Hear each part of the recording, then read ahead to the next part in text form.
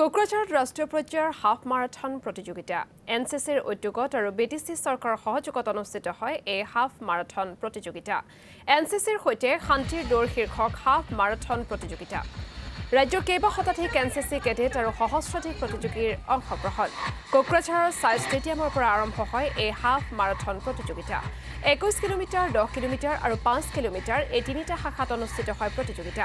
তিনিওটা শাখাত সৰ্বমুঠ 15 লাখ টকাৰ নগদ পুৰস্কাৰ আগবঢ়োৱা হ'ব। আৰু এই সন্দৰ্ভত আমাৰ সাংবাদিক ৰিনয় বসুমতাৰীৰ এক প্ৰতিবেদন আগবঢ়াইছে। বিটিচি চৰকাৰ আৰু আৰ্মি এনচিচিৰ পৰা আমি দেখিবলৈ পাইছোঁ কোকৰাঝাৰ যে চাই কমপ্লেক্সত প্ৰথমবাৰৰ কাৰণে এনচিচি হাফ মাৰাথন ইয়াত আৰম্ভ কৰা হৈছে। ইয়াত আমাৰ ভাৰতৰ বিভিন্ন ষ্টেটৰ পৰা আহি অংশগ্ৰহণ কৰিছে। 4,000ৰ অধিক ইয়াত ল'ৰা ছোৱালীসকলে ইউথসকলে ইয়াত অংশগ্ৰহণ কৰিছে। আমি দেখাবৰ কাৰণে চেষ্টা কৰিম লাহে লাহেকৈ। তিনিটা ইভেণ্ট আছে, এইটো হ'ল 21 কিলোমিটাৰ, 10 কিলোমিটাৰ আৰু 5 কিলোমিটাৰ। ইয়াত 15 লাখৰ অধিক যে ইয়াত প্ৰাইজ দিয়া হ'ব। আমি দেখাবৰ কাৰণে চেষ্টা কৰিম লাহে লাহেকৈ। এই পৰিৱেশ সেইটো হ'ল এই যে চাই কমপ্লেক্সৰ পৰা আৰম্ভ হৈছে। আমি দেখাবৰ কাৰণে চেষ্টা কৰিম লাহে লাহেকৈ। আমি জানিবৰ কাৰণে চেষ্টা কৰিম ইয়াত যে EM আছে আৰু আৰ্মিৰ অফিচাৰসকলে আছে। আমি জানিবৰ কাৰণে চেষ্টা কৰিম কি কয় ইয়াৰ যে ইউথসকলে ভালকৈ থাকিব পাৰে। কি ক'ব আজি প্ৰথমবাৰৰ কাৰণে চৰকাৰৰ পৰা আয়োজন কৰা হৈছে? কিমানজন আহিছে, ক'ত পৰা আৰু কিমান? আমাৰ অল ইণ্ডিয়াৰ পৰা বিভিন্ন ষ্টেটৰ পৰা ইয়াত অংশগ্ৰহণ কৰিছে। এনচিচি কেডাৰ্ছ আৰু চিভিলিয়ান যিসকলে মাৰাথন দৌৰত অংশগ্ৰহণ কৰে বা কম্পিটিশ্যনত পাৰ্টিচিপেট কৰে, তেওঁলোকে আহিছে। 2000তকৈ অধিক ইয়াত অংশগ্ৰহণ কৰিছে। আমাৰ স্থানীয় খেলাৰীসকলেও ইয়াত অংশগ্ৰহণ কৰিছে। আমি যথেষ্ট আনন্দিত হৈছোঁ।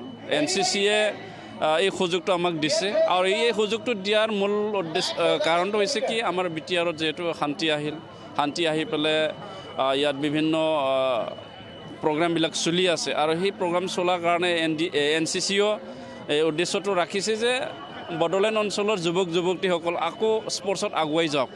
তেওঁলোকে যাতে এণ্টি ছ'চিয়েল এক্টিভিটিছ যিবিলাক ড্ৰাগছ, এলকহল বা বিভিন্ন অসামাজিক কাম এইবিলাকত যাতে লিপ্ত নোহোৱাকৈ খেলৰ প্ৰতিও তেখেতসকলে যাতে আকৰ্ষিত হয়। আৰু মাৰাথন আমাৰ এনেই গাঁও অঞ্চলত বেছি জানাজাত নাই। মাৰাথনৰ এটা জাগৰণ আনাৰ কাৰণে আৰু ইয়াৰ যোগেদি অলপ আগুৱাই নিয়াৰ এটা পদক্ষেপ লৈ পেলাই সেই কাৰ্যসূচীটো আয়োজন কৰা হৈছে। কিমান কিলোমিটাৰ? 3টা কেটেগৰী আমি আয়োজন কৰা হৈছে। এটা 21 কিলোমিটাৰ, যিটোক আমি হাফ মাৰাথন বুলি কোৱা হয়, আৰু আনটো হ'ল 10 কিলোমিটাৰ আৰু 5 কিলোমিটাৰ। ইয়াত বয়সৰ সীমা আমি ৰখা নাই, এইটো বয়সটো আমি অ'পেনকৈ ৰখা হৈছে। প্ৰাইজ কিমান দিয়া হ'ব? প্ৰাইজটো এতিয়ালৈকে আমি 3টা কেটেগৰীৰ কাৰণে সৰ্বমুঠ 15 লাখতকৈ অধিক আমি প্ৰাইজটো সিদ্ধান্ত লোৱা হৈছে। আৰু আমি ধুনীয়াকৈ আমাৰ বিটিআৰৰ যিটো আছে গেট, সেই গেটৰ আৰিত আমি এটা লগো, এটা মেডেল আমি ডিজাইন কৰিছোঁ, সেইখিনিও আমি দিয়া হ'ব। আৰু আমি বড়োলেণ্ডৰ যিটো গল্ডেন লেংগুৰ, সেইটো আমি মাস্কট হিচাপে ব্যৱহাৰ কৰা হৈছে। মই জানিবৰ কাৰণে চেষ্টা কৰিম। কি ক'ব আপুনি আজি ইয়াত অংশগ্ৰহণ কৰি প্ৰথমবাৰৰ কাৰণে আয়োজন কৰা হৈছে? বহুত ভাল হৈছে। ৰান ফৰ পিচ এনচিচিৰ দ্বাৰা আৰু বিটিচিৰ ছাপৰ্টত 20 কিলোমিটাৰ, 10 কিলোমিটাৰ আৰু 5 কিলোমিটাৰৰ মাৰাথন লোৱা হৈছে। এইটো বহুত ভাল আৰু এটা সমাজত ভাল মেছেজ যাব। কি ক'ব ইউথসকলে এতিয়া বহুত অংশগ্ৰহণ কৰিছে? যে মই ভাবোঁ যে এইটো আমাৰ বিটিআৰ চৰকাৰৰ কাৰণে যে বিটিআৰত যে শান্তি আহিছে তাৰ এটা নমুনা, তাৰ এটা পেজ আমি কৰিব পাৰিছোঁ। এইটো খালি আমাৰ অল ইণ্ডিয়াতে এটা ভাল মেছেজ যাব, আমাৰ অসমতে নহয়। আৰু ইয়াৰ পৰা বিভিন্ন অল ইণ্ডিয়াৰ জেগাৰ পৰা যে অংশগ্ৰহণ কৰিবলৈ আহিছে আৰু আপুনি দেখা পাওক যে ইমান এটা ধুনীয়া পৰিৱেশ যে 20 কিলোমিটাৰ, 10 কিলোমিটাৰ আৰু 5 কিলোমিটাৰ ৰাণত।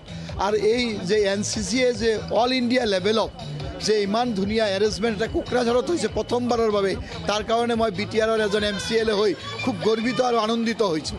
হয়, ৰিনয় বসুমতাৰী, আপোনাক এই মুহূৰ্তত ধন্যবাদ জ্ঞাপন কৰিছোঁ।